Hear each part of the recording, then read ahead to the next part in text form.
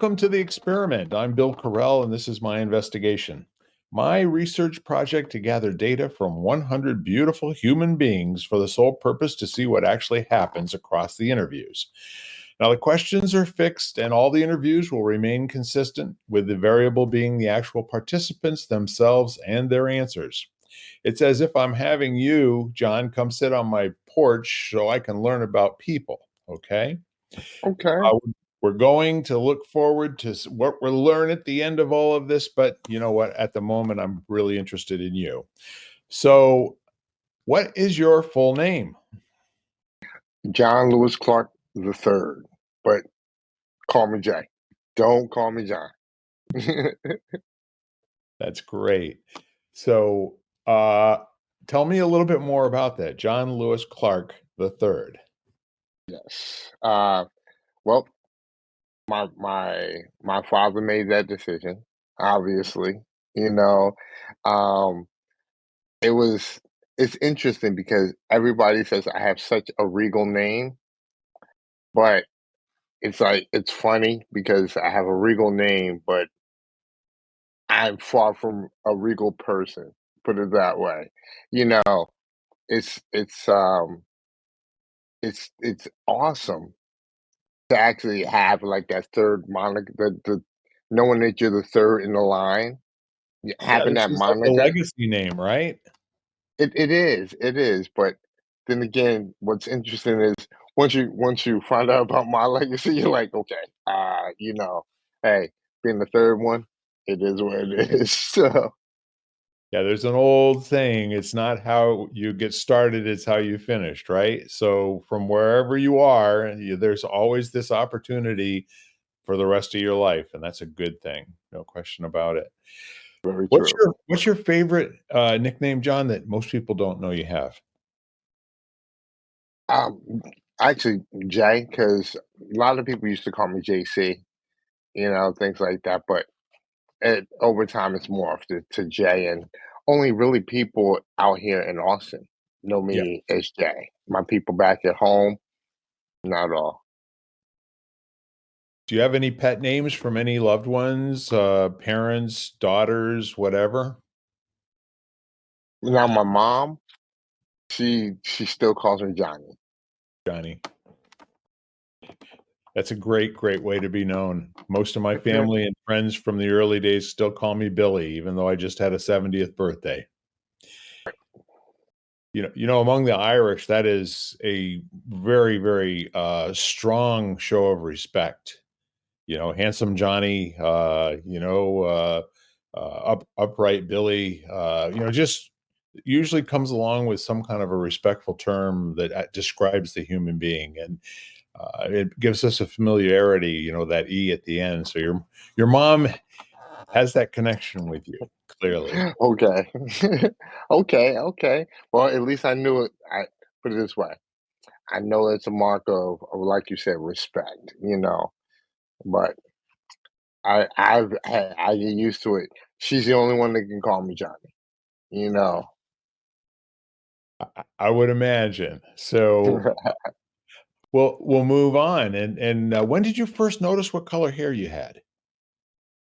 Like I said, I am a bald, and I started turning bald when I was around uh 23. Mm. And just, I don't know. And but I noticed it was black when it was coming out. So and it's, You see it in the sink or in the shower or both, okay. both. So 23, and what was that like for you? You know what? At first it was a problem, but then what was great was, see, I grew up around the 90s where Michael Jordan was awesome. Mhm. So being bald was awesome. Problem was I can't play basketball, but still, that's a whole different story. You Yeah. know, you can look that the bald head look seriously was starting to come in, so it wasn't really a problem. So once that happened, I just shaved my head, and ever since then, I just started shaving. Yeah. Yeah, there are several prominent men in my life as well, including my best friend and my godson, that both in their 20s started shaving because they were seeing this male pattern baldness thing where it was chasing Yes. towards the center, a little bit of a hole in the back, and the forehead was getting tall. I just finally the comb over wasn't working for my best buddy anymore. He just said, "No, we're just going to give it up." I mean, I remember. See, there was an old television show that used to come on in like the 80s, late 70s. It was called The Jeffersons. Oh yeah, And okay, so if you know Sherman Hemsley, that's what my head looked like, yeah, where I had that crowning balding in the middle. I was like, nope. I look and I'm like, nah, I can't. So yeah, it had to go. It yeah. had to go. Makes all the sense in the world. So, what's your favorite thing to do to intentionally waste time? You know, listening to music, it's interesting because I listen to old rock and roll music. I mean, like old Aerosmith, stuff like that, Yeah, And again, as a black man, that's kind of strange to a lot of my friends because they're like, "What?" I mean, I'm a hip hop fan, yeah, rap music fan, but there's something about a lot of those old bands that I just love. You yeah, know, I listen to them all day because one thing I've listened to is that they seem to have a lot of their lyrics are just talking about stuff I'm going through, and you listen and yeah, you're like, "D- how does this guy know me? It's like 20 years my senior. How does he know me? yeah, But you can the reality is you could fall in love with something. It doesn't necessarily have to be anything anybody likes, but to waste time, I'll do that. You know, even though I'm thinking that it's still moving me forward, sometimes I'll just stop what I'm yep, doing and I'll listen to it. That's me. yeah, yeah. It's kind of I agree with you. It's very interesting. And I had an opportunity to spend some time really getting into the classics, in my 20s. I mean, prior to that, of course, I listened to pop music, and the AM radio was going everywhere. I'm a few months older than you are, John. So uh, I was listening to that music when it was new. For instance, you start thinking about Aerosmith and Walk This Way and, some of the other things, Dream On and what have you. These are Right. 53-year-old songs, man, and they're still just as cool as they ever were. Absolutely. I mean, see, great music, that's the whole thing. Great music is absolutely timeless. Right. It doesn't matter, you know, who, how old you are. It's interesting because like you said, those songs were brand new when you were coming out. Yep. 53 years have gone by and we're still having this conversation, Yes. so Yeah, and I guess that's the definition of classic, something that has stood the test of time. And, maybe you and I will be part of something that will have a classic effect on the world as well, that, sometime down the road, even if they don't know that we were the pioneers or somebody who kept it going, they'll look back and they'll just really appreciate that it's been here for a minute, you know? I mean, listen, it's funny. There are a lot of great quotes that are out there. There are a lot of great works, and it always says artists unknown. Yeah, what a It's like, lot, didn't he? and so, whoever that person was, Yeah, he obviously, um, uh, people gravitated to whatever he said or whatever was done. But unfortunately, like if it was a drawing or a painting, he didn't sign it. And if it was a saying, yeah, obviously that person wasn't he didn't consider himself important enough to have it labeled as his, you Yeah. know? Who knows? It's kind of interesting from the perspective of most of the folks that I ask this question of. It turns out that what they're doing to intentionally waste time gives them access to a sense of well-being, or it kind of contributes to their overall frame of mind in terms of everything else that's going on in their lives. And turns out it's really not all that much of a time waster anymore, because the side benefits of it are so great, you know. I kind of get that from you. Well, that's true, because like you said, I mean, I'll be in the middle of something, and of course, I'm listening to my music, and I'll be in the middle of something, and then after a while, I just, you know, something in the lyric will catch me, and I'm like, "Okay, yeah," and now I'm down the rabbit hole of that music, so, and it'll Yes. be 15, 20 minutes before I get back to, "Oh, I had something I needed to do," you Right. know? It is what it is. Oh yeah, deadline. Yeah. So, along those lines, what is your favorite movie to watch alone? The Usual Suspects, all 100. day. I love Gabriel Byrne played the role. Kevin Spacey Yep. played that love him or hate him, he played that role, you know? And it Yeah. was just like there were a lot of good I mean, Chris Penn was in it. Look, you're looking at, so many people. I mean, it was like one of the debuts of Benicio del Toro, you know? Yeah. And you're you know, this plot, this intricate plot, it it's interesting because when you look at nowadays, the person that plays that meek role, you truly never know what power they absolutely hold. Yeah. You know, it's I mean, it's all about, you know, being able to create that illusion. And when he was able to make this group appear that they were controlling Yes. the circumstance, when in reality, he was controlling them and controlling the entire environment the entire time. Yes. You know, it's I just love that movie. It's a great psychological thriller.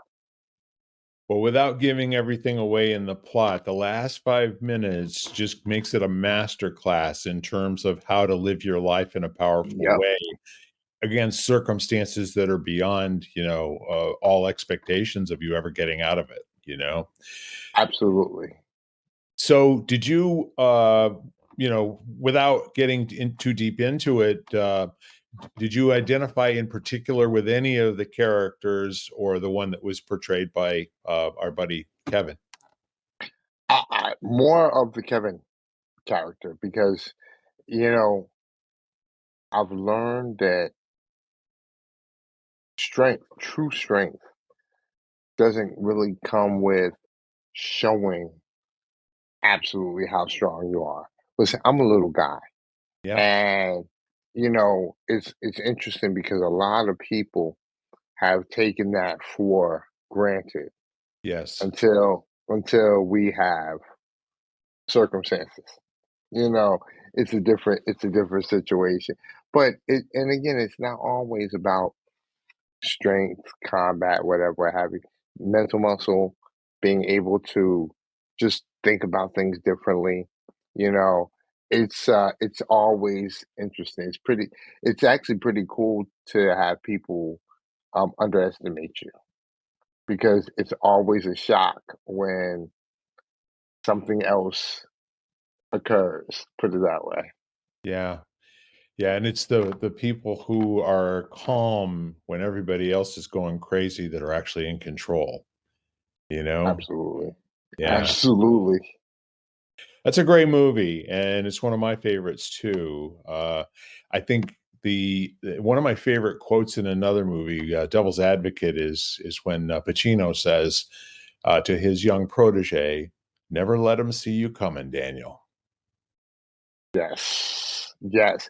That was actually a pretty decent movie, man. Him and Yeah, Keanu Reeves, they actually gelled on that movie. It was yeah, a pretty good movie. That line, yes, not something I don't remember much about the like many lines in the movie. I right. remember the plot, I remember all that, but that never let them see you coming. Yep, That's definitely that is a line, yeah. you know. It runs along with that few good men line that I'm out of order, you're out of order. I mean, I'm sorry, not that one. That was Son of a Woman. I apologize. No, But that was the yeah, no, that "You're out of order, I'm out of order." that's right, I love well, that line too, yeah. you know, but I was talking more about the Kevin Spacey. I mean Kevin Spacey. I'm sorry. More of the Jack Nicholson line when he was in A Few Good Men and he's talking and he's like, "You can't handle the truth." That is a classic line right there. Yeah, and that's a place where he chose to make the stand for his character. "You Right. want me on that wall, you know? You You want me to." need me on that wall. Exactly, exactly, and he sold it, didn't he? He really did. I mean, yeah, he really did. So those at home don't know that we had a quick conversation about this before we fired up the recording, but it's that time, John. If you were to have an action figure made of you, what superpower would it have, and what color would its uniforms be? Definitely flying. That's the ultimate superpower, you know. And the my logo is actually orange and blue. Okay. So those would be the colors of my uniform.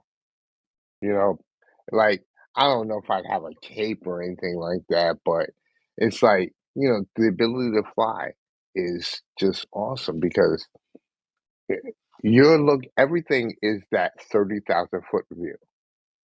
You're seeing the world, you know, you're seeing a big picture view of the world, and everything looks so small. Everything looks like you could look it's I mean, have when you're in a plane Yeah. and you look through the mirror, I mean, mirror, excuse me. You look through the window and you're like, "Man, this is like a Lego thing," until you start getting closer and closer and closer. Yeah. But that I think flying is definitely one of that would be one of the things I would absolutely enjoy. And so now how would you put that to use for yourself personally, and then maybe for the good of those, in the rest of the world, especially those you love? You know, it's interesting because I kind of looked at the flying thing as more of a personal situation. But you know what? When you can fly, you know that if if your friends or your family or if anybody was in some type of harm or some type of danger, you could lift them up out of it. I mean, I didn't really look at it that way until you actually asked, but that's really what flying would do. Is like if if somebody was in a tough situation and they needed to be extracted quickly, the ability to go and swoop down, grab them, move, it takes care of the whole thing. Mhm. Yeah, you can be powerful in a situation where it's called for. Absolutely. Yeah.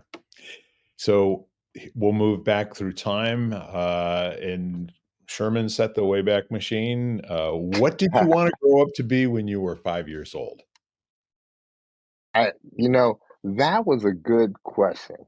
Um, like I said, probably, I mean, a cop back in the my father was a police officer, and, you know, following that kinda moniker, that kinda route. But then, like I said, I also thought about wanting to be Steve Austin, wanting to be a Bionic Man Yeah. because, I mean, it was a classic. He's a classic, and when you're a kid, you know something like that's intriguing. You don't realize it's because he broke all his bones and had to, but Yeah. you're like, "Hey," but I think maybe a police officer on a more serious side, probably a cop when I was a kid. Yeah. And can you remember what would inspire you? Was it in particular, if you kind of think back, as a 5-year-old, was it what your dad looked like in uniform? Was it the stories that you heard from other people or how you saw police portrayed on TV? Or was there anything in particular, or was it just seem like a good idea? Um, Probably the uniform, but then also I remember riding in a squad car one day, being able to play with the siren and stuff like that. Oh, And yeah. you're the envy of a lot of your kids, a lot of your friends. I mean, I'm 5, so there's not too everybody around me who was about my age was like, "Oh, you got to ride a police car?" Type of thing. It's not like it's not like now where it's like, "Oh, you ride a police car?" It's Yeah, 5-year-olds are usually going the other direction these days. right, right. Well, maybe someday, you never know. So that's a great one, and, was your grandfather in law enforcement or some other type of leadership position? No, my grandfather was a postman, and it it was now that was intriguing because for I was actually a postman for a little while, and Mhm. let me tell you something. That is one of the most difficult jobs in the world, and my grandfather did it for 44 years, Wow. you know, and it was just like I think about it. I mean, I remember like when I would go and spend the night over at my nana's house, and he would be up at 4:30 in the morning because he had to get ready to go to, he had to be there Yeah, by 6:30 so they can have his truck ready and everything. And you look at that. I mean, he was religious with that, yeah, where he had to go to bed at a certain time because he knew he had to get up at a certain time, all that stuff. yeah. Yeah, that's a consummate professional that can hold that job down for 44 years. It's a very difficult job.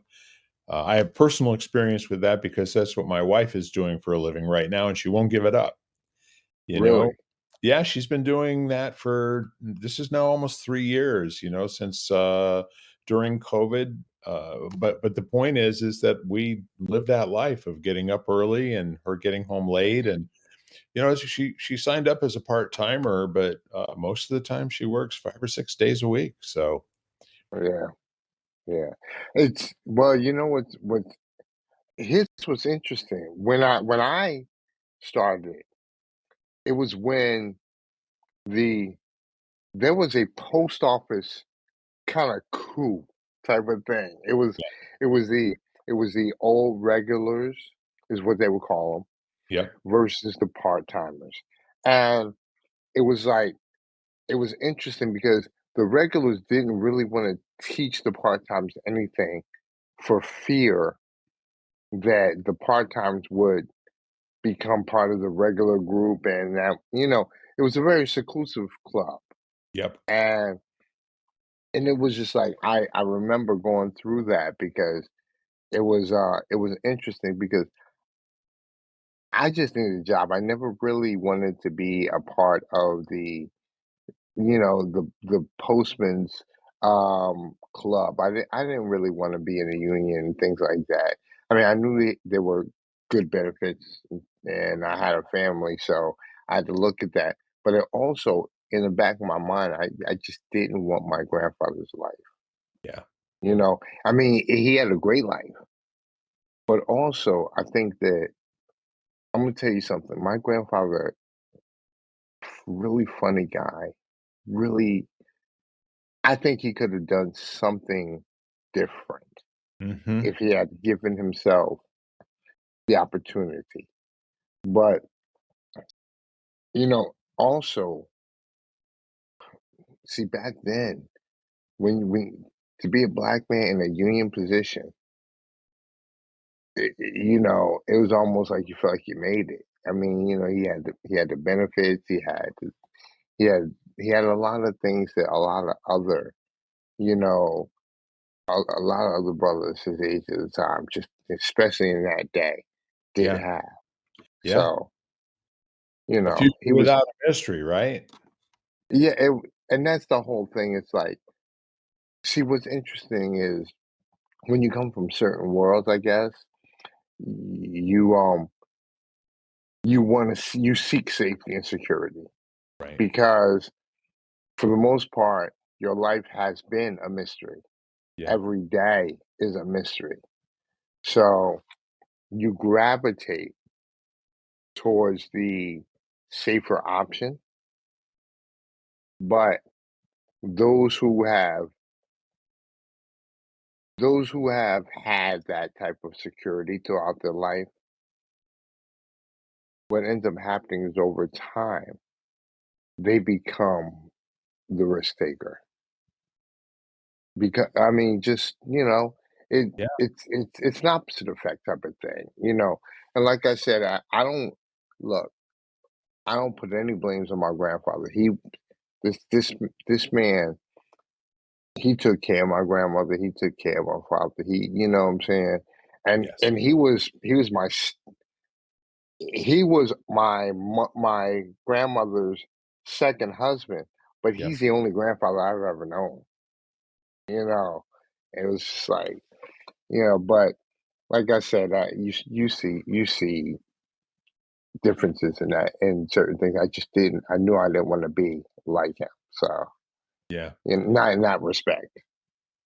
Yeah, the road that he chose probably took him away from a lot of family functions on holidays and all the rest of that sort of thing, and there might be an easier way, to get through life other than, something that becomes all consuming and your number one priority. I get that. It's I mean, Bill, it's weird because you're torn between two things where it's like, okay, I do need to spend my time with the family, but if I don't do this, we starve. Yep. It's that's anybody Mhm. looks at that. And again, it's funny, it's very interesting. I just read a book. Well, actually a book.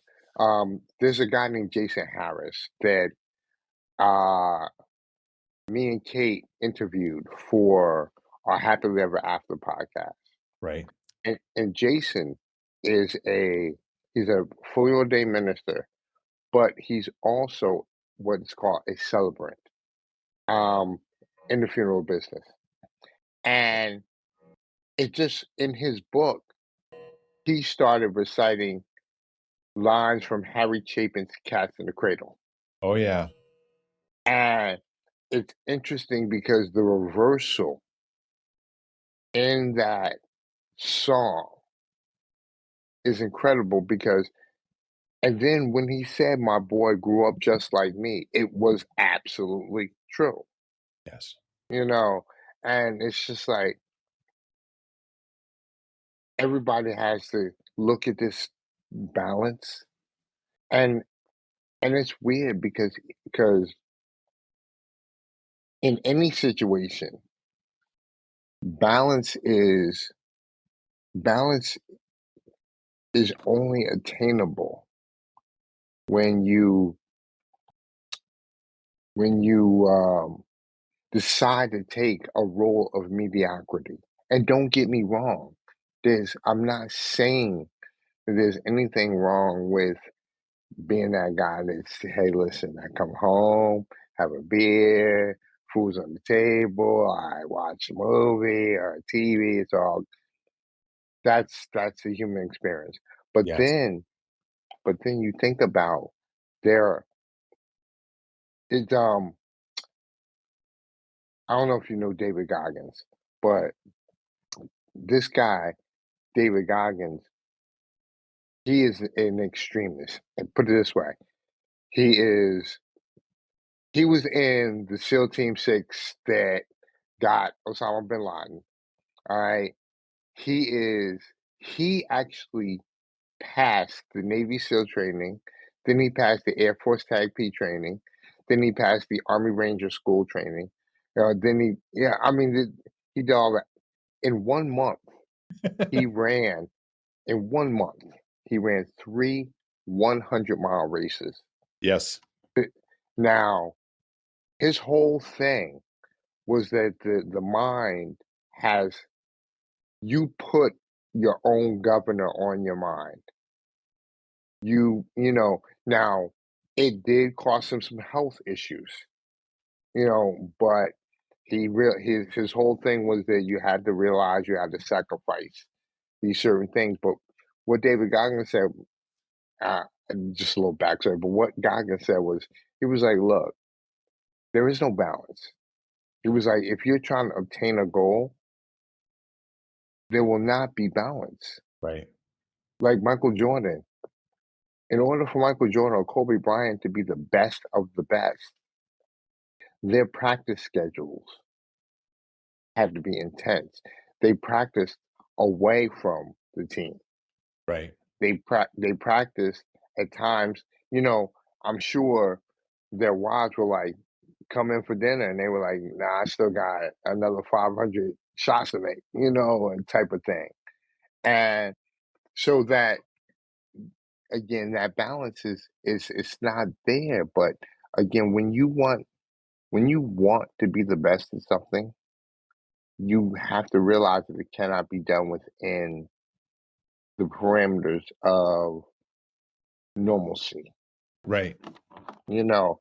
And then on the other side of that coin is if you decide that, you know, life is a party and I'm just gonna chill, I'm gonna hang out, whatever, what have you, you're on the other side of imbalance, Yep. you know. And again, s- it's like you can the the person who is on the side where they want to be the best, they'll be okay with living an unbalanced life because everybody on that side understands the unbalance. Right. Now, the person on the other side of things, you know, they'll find a group of people that are okay with being unbalanced too, you Yeah. know. But it's when you make the decision to seek balance, it goes right back to what I was talking about with my grandfather. You seek that safety and that security, and there's nothing wrong with it. It's just that you don't give yourself an opportunity to find what might be great about you. Yeah. Well, I'm gonna Simple. tell you something. I really love where you're going here, and you've actually produced a very fine segue into the next question, which is, what's your greatest accomplishment? uh, my babies. Yeah. I'm one thing I'm lucky about. See, I am I'm the son of a single parent. My mom my mom and dad just couldn't get along, and bygones were bygones. It was what it was. And I grew up with my mom. Me and my brother. Mm. I swore to myself that I would never, never leave my children under no condition. And I've held to that. I mean, even like my wife's been dead since 2016, and I'm you sorry for know, your loss, John. I really am. thank you. I'm what I'm blessed about is that I've learned how to walk through that type of thing. Yes. You know, and like I said, like my daughters are my oldest is going to be 26 on the 17th. You Wow. know, my youngest is she'll be entering UConn Law in August. Mhm. And, these are things, I mean, my babies were 13 and 17 when their mother passed. Yeah. And it was just like, and the one thing I told my wife, and you know, when she was on her deathbed, I told her, I was like, "Yeah, I'm gonna take care of these girls. You don't have to worry about that." You know, and and I I have no problem giving what I need to give to. Now, there's a difference between taking care and taking care. Like, I have no. There have been so many times where they're just like, "I don't agree with the way you do," because I'm old school. I grew up a single parent. You know, I'm like, look, you're gonna do this, you're gonna do this, you're gonna do that, and I know that at times I may have been um, pressure laden, but I also now see the diamonds that have been produced from the pressure. Yep. Like I said, I got my youngest daughter's. She's so driven. She just got a um she got into Fordham as well. She's not going to Fordham because UConn actually gave her a, put it this way. I told you, Bill. UConn gave her a full scholarship to law school. That's great. I mean, you're like, and again, it's funny. I wanted to say I'm not bragging, but I think to a certain degree, yes, I am. But You better be but bragging. It sounds to me like you got something to brag about. but it's like, you know, it that's why I say that's no matter whatever I do in life, Yeah. that will be the greatest achievements. Know that I have two beautiful daughters. That's huge. It's really huge. And you know what that brings to mind? I'm kind of curious. Who's your favorite person to listen to? Um, I love this gentleman. His name is Eddie Pinero, and he has this podcast called Your World Within. And I was just going through some really challenging times, and all of a sudden, I hear him, Yeah. and just turned on YouTube one day, and I'm listening to him, and I'm talking to him, and he's talking to me rather through the and it was almost like, seriously, it was almost like he clearly understood what I was going through. And the more I listened to him, I went back and I listened to some old stuff, and it was just like, this guy's been there. Mhm. This guy's done this. This guy's done that. And now when I hear he does these little talking points for YouTube and things like that, or his little podcast, and he's always just talking about some real world situations. Always talks about how he overcame something or how he's looking at something, you Sure. know. And it's interesting because his when you look at his view about it, you're like, okay, that is definitely interesting to observe. So I like listening to this guy. Fantastic. How do you spell his last name for folks that are listening at home? They want to go look him up. Pinero, Pinero. Marvelous. Very good. So now please complete this sentence, John. When I grow up, I'd like to. When I grow up, seriously, I like to do what I can to help people know that they they can use their hardships to their advantage. I've always thought this way. And that's why I kinda bring this in. It's what I do, which is talk to people about understanding the strength that they have from the perceived weakness that they have. Mhm. Like I said, I saw my mom go through it. I mean, my mother is a fully ordained minister, but when when my father left, she was a broken woman, Yeah. you know, and to see what she has become from that. And then I look at so many other people who have had truly broken situations, whether it was from a death, whether it was from something they did themselves. I talk to clients all the time about, or I talk to people all the time about these different scenarios of where people have taken challenges and turned them into incredible fuel. Yeah.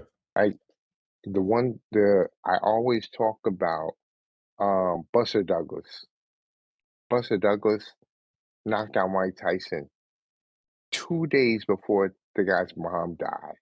You Yeah. know, a month before he got divorced. I mean, it's like, come on, that's a that's a lot of grief, and a lot of people would have allowed it to stagnate them.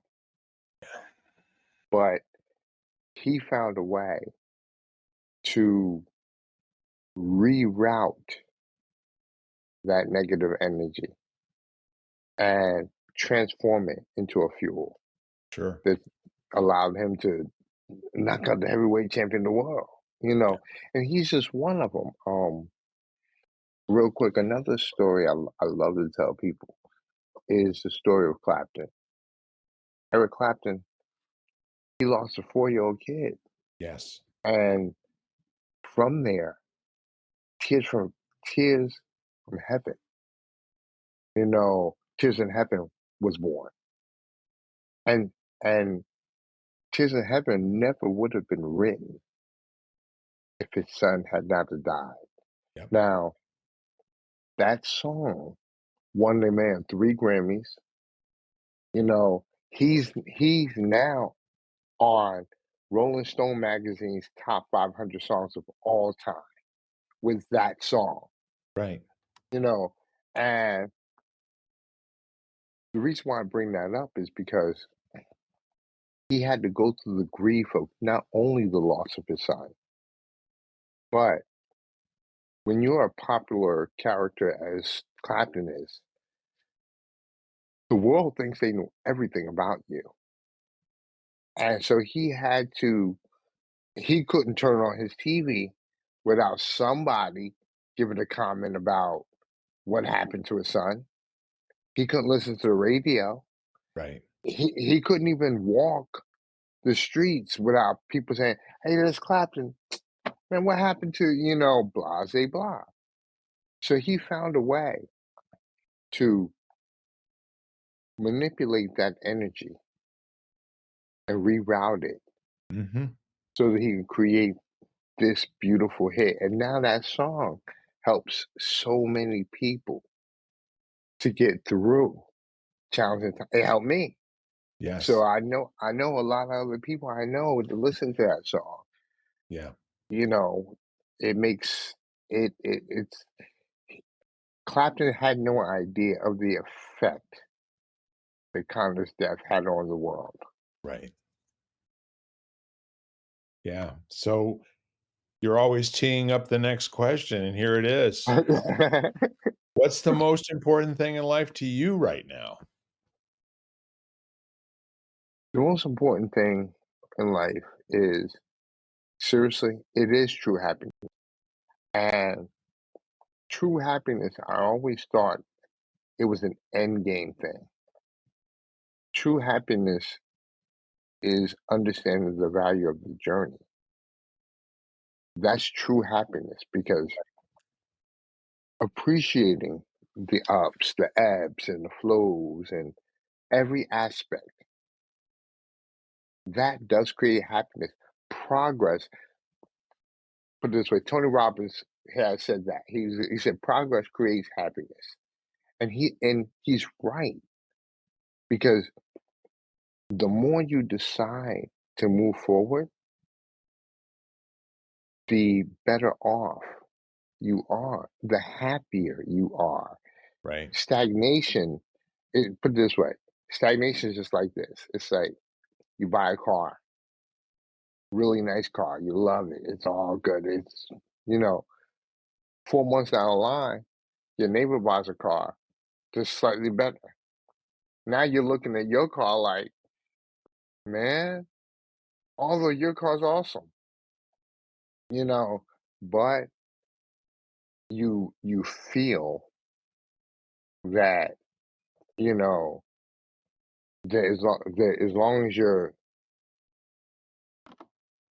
maybe that's not the best, maybe that's not the best way to put that, but you live in the house, Yeah. and you stay in that home for 30, 40 years, and you tell yourself, well, this is my home, this is, but you're not willing to be fluid, you're not willing to move around. Or there are some people that haven't left their neighborhood, they haven't left their city, and it's like, wait, hold on a second. You, y- how can you think of progressing, or how can you think you're happy if you've never been outside of these four walls, or this parameter of your block, or this parameter of your neighborhood? Yeah. You know, it's interesting. So I've had the pleasure of, like, being able to go to different places, and whether it's in the country, Texas is a big state, so it's like with the, anywhere around here, been to other countries. I've had the opportunity. Now, mind you, I'm a kid from East Orange, New Jersey, a place where a lot of people literally stay within the parameters of the city. Yeah. Don't leave the city. Yep. You know, I've had the pleasure of being able to go to all these different places and do all these different things, and that's why, for me, progress is, that's that is the end all be all. You Yeah. know, so I hope I answered your question right. Well, I like it, and there's no right way to answer any question that I ask you. It's the answer that you give is the one that is thought provoking. And while you were speaking, I had a couple of things that I was sort of thinking. One is that there are people I know, where you lived in New Jersey. There are people in Edison, Hackensack, Right, name another place, and they've never been to your city. They right, never right. left theirs. There was no There, need there for them to. people in Trenton stay in Trenton. Yeah. Don't even go to Philly. Well, here's the other really cool thing about it, that many of them don't go anyplace else because there's fear associated with leaving where Yes, they are now. And then yes. there are every once in a while there's a crackpot somewhere along the way who basically says, "Why would I go anywhere else? I got everything I need right here Right every here. single day of my life. I am the happiest clam ever. God and Jesus been good to me, and I'm really just plain happy to be here and be alive?" And And you wanna have you a know cup what? of coffee with that guy, don't you? No, and no, and the reason why is because you don't want that to rub off on you. Oh, And and again, nothing wrong with a person like that. Just simply saying that. See, what's interesting is a person like that can easily attract a group of people to believe that that's the best course of action, right. because the other way is the scariest way. It's literally opening up the door to your comfort zone Yep. and walking out into the chaos. Yeah. But look, um, it's one of those situations where if you don't open the door, if you don't walk out into the chaos, Yep. you'll never know what's on the other side, Right. because on the other side could be the glory that you only thought of, Yep. but your fear is what kept you away from it. Perfect. And to that end, what would you like to leave in the world after your life is done? I want to make sure that I leave a legacy of letting people know, don't let anything stop you. You know, my like I said, my whole thing is letting people know that they can use their challenges to their advantage. And I want people to understand that we're gonna go through challenge in life, Yeah. but you don't let that stop you. You don't let that keep you from being potentially the best version of you, you know, because it's too easy to let that happen. A lot of people will it I use a lot of quotes when I say stuff, but Yeah. Jim Carrey, he said a lot of people make they justify their fear as practicality. Mhm. And we do that. A lot of people will do something and say, well, again, they found the safety and the security. And then from there, they justify that as happiness, although over time, that morphs into regret, Yep. you know? So Yeah. it's like, so my whole thing is letting people know it's crazy, but Yeah. it's better to die on your feet than on your knees. Mhm. There's no reason to have a slow death. Yeah. One of those where you're 90 years old and you're crabby and upset at all the stuff you just didn't do, you know, or the guy that passed away at 73, but had a chance to do so many things.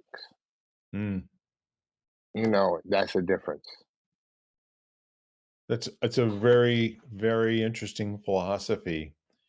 And I what I'm hearing is that you're at a point in your life right now where it just wouldn't be all right for you to be comfortable without having questions about it.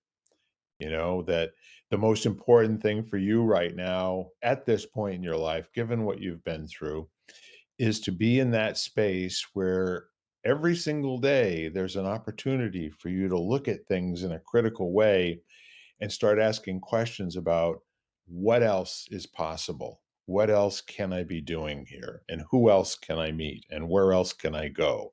And maybe a lot more questions, beyond that. Is that pretty much kind of like what you're expressing?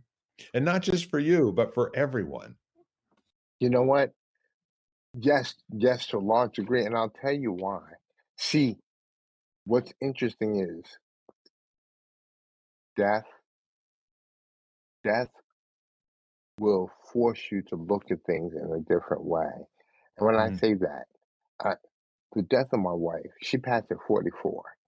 Yep. This woman had so much that I knew she wanted to contribute to the world, you know. But I also know that she definitely was the type of woman that wanted the safety and the security and always try to act as if she could play two ends against the middle, but Right. realize that for her it was being on this side of the coin, you know. And when I realized that that unfortunately her potential died with her. Yeah. I had to say to myself, I can't do that. I got to figure out what I need to do. So it drove me, and I think a lot of people who shift their perspective to see that the challenges of loss can really fuel you. You'll never forget the person you lost. Right.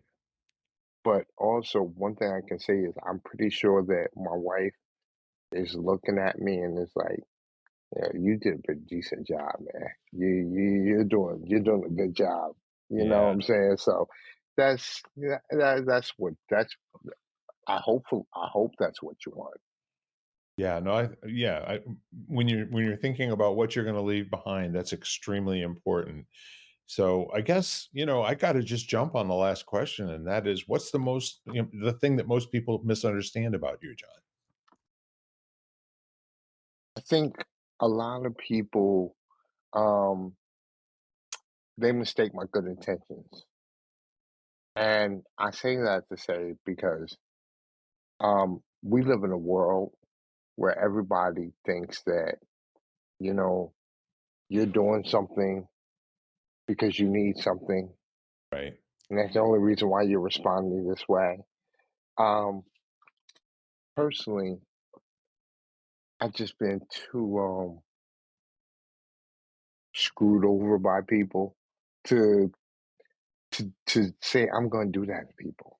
right. And so my whole thing is, you know what? I want to try to be as genuine as I possibly can be.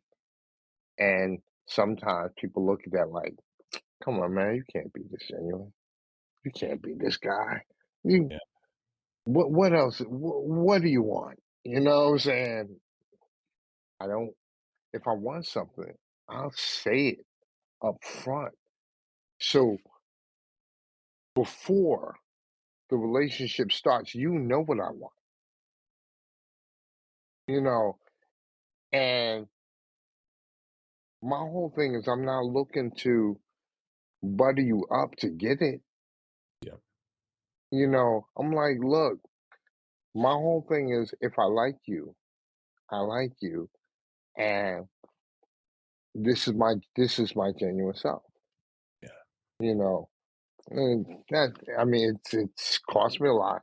It gets you burned, but yeah, you know what?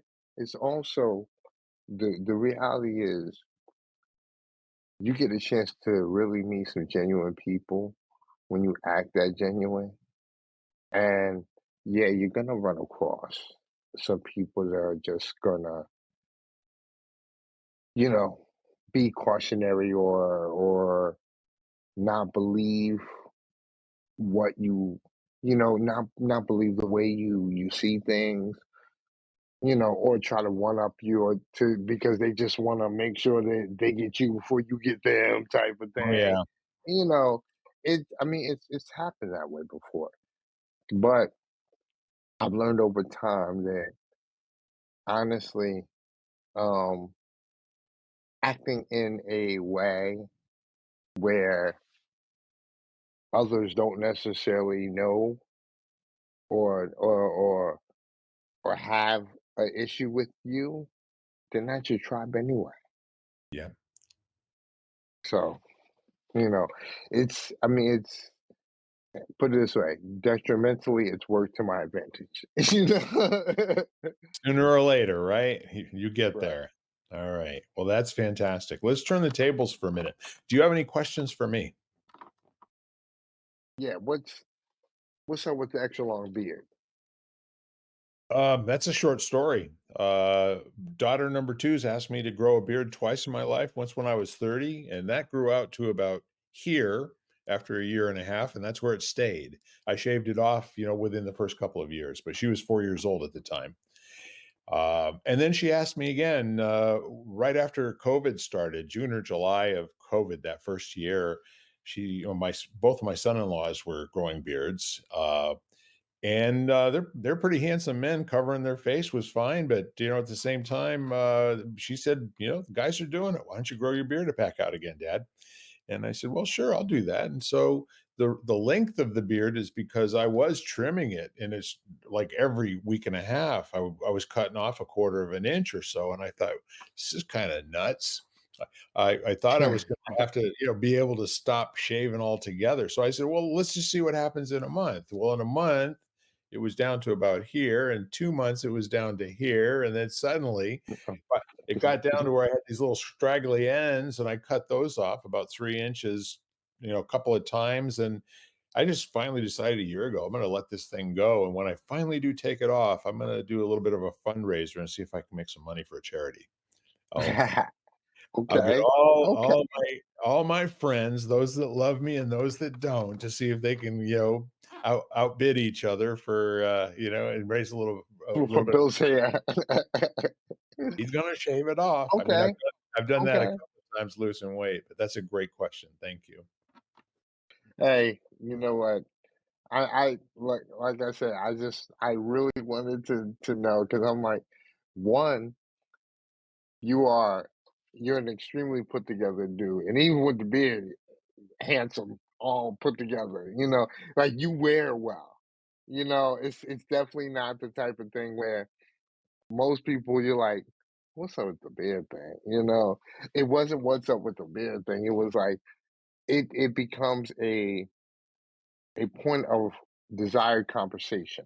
You're Yes. like, yeah, I want to know more about it. So now I Yeah. got the answer. I appreciate that, man. Well, you're very, very welcome.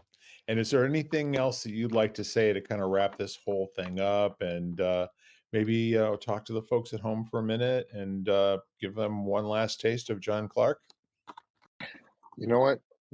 First off, Bill, just thank you. And like, to your audience, my whole thing is, and I'm serious about this. Listen, we go through a lot of stuff.